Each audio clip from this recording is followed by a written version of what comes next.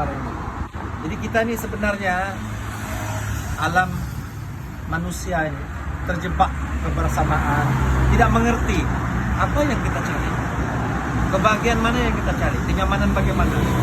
Hakikat dengan salah konsep dan melihat sesuatu itu terjebak mencari-cari harta benda inilah yang menyenangkan kita, kan begitu. Yang dalam pikiran kita, hati kita, dengan harta benda ini kita akan duduk satu tempat yang sangat selesa, duduk di dalam pejabat yang besar, kan begitu. Yang hanya cek maksudnya tanpa sadar dia itu sedang meletakkan diri dia itu ingin rehat. Dia ingin rehat sebenarnya, tapi kalau diajak rehat tidak mau. Jadi itulah serba sedikit manusia itu sebenarnya tidak sadar hakikat dia itu yang dia cari sesungguhnya kenyamanan itu di mana. Dia mengerti. Kan? Kita terjebak mencari-cari dari segi politik pun begitu, mencari-cari pemimpin yang benar. Kita juga sama-sama terjebak mencari seorang pemimpin yang pengasih, kan, yang adil kepada rakyatnya. Boleh tidak saya ceritakan pemimpin itu bagaimana? Percayalah, seseorang yang duduk di barisan hadapan, kan, yang sudah siap mengorbankan darah, daging, keringat, air mata, serta harta benda untuk kita. Dapat dipastikan pembuktiannya itu apabila meletakkan suatu jawatan adalah orang yang paling miskin. Karena semua sudah dia buktikan betapa cintanya dia, kan, seseorang itu kepada kita nih pemimpin, bagaikan seorang anak kepada bapak yang sudah melakukan pengorbanan. Jadi kita sendiri belum melihat pemimpin yang begitu.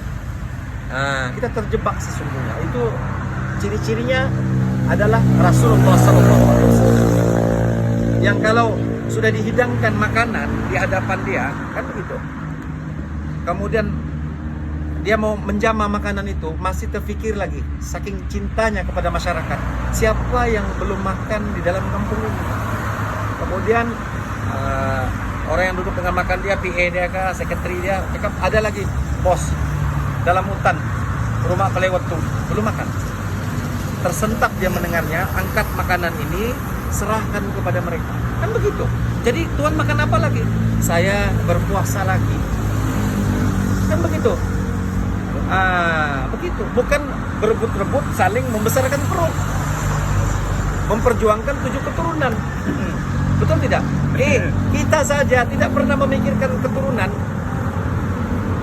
kita yang di atas moyang kita tidak pernah memikirkan. Cabut rumput, pernah kau cabut rumput naik? Pernah kau cabut rumput moyang kau? Paham tidak? Kenapa? Karena kita juga sibuk, terjebak sama mencari besoknya mau makan apa, rumahnya bagaimana, kan begitu. Ujung-ujungnya semua sibuk mencari kelazatan dunia juga. Jadi mana mungkin kita ini memikirkan orang-orang yang terdahulu. Jadi kita ini terjebak memikirkan orang terdahulu yang kita sendiri paham, yang mereka juga tidak akan memikirkan kita juga. Jadi inilah keluarga saya, inilah family saya, yang kalau saya jatuh semasa di pasar ingin mencari lauk di rumah, ya kita juga yang akan membangunkan saya, kan begitu kita nih. Dan kalau Anda itu jatuh, ya saya juga bangunkan kamu. Jadi mengajak kepada kebersamaan, saling berpelukan dalam kasih cinta, dalam kemanusiaan, kan begitu. Bukan saling menindas, menyalahkan, dendam, sana makan lebih sini, itu tidak berbahagi nikmat yang Allah berikan. Hidupnya anugerah. Ini sadar tidak nih hidupnya anugerah? Anugerah yang bagaimana? Kita sama-sama tidak memilih. Kita sama-sama tidak memilih untuk lahir ke dunia. Kalau kita sudah merasakan begitu, kan, kita juga sudah ada satu bukti bahwasanya orang lain juga tidak memilih. Semua adalah anugerah. Jadi anugerah inilah yang ingin kita berbahagi. Itulah tandanya cinta dan kasih sayang. Bukan saling menindas, menginjak-injak orang lain, menipu lagi nanti. Kan begitu, atas kepentingan, kelezatan dunia ini membuatkan kita ini saling bertengkar. Kan? Nah, jadi saya pikir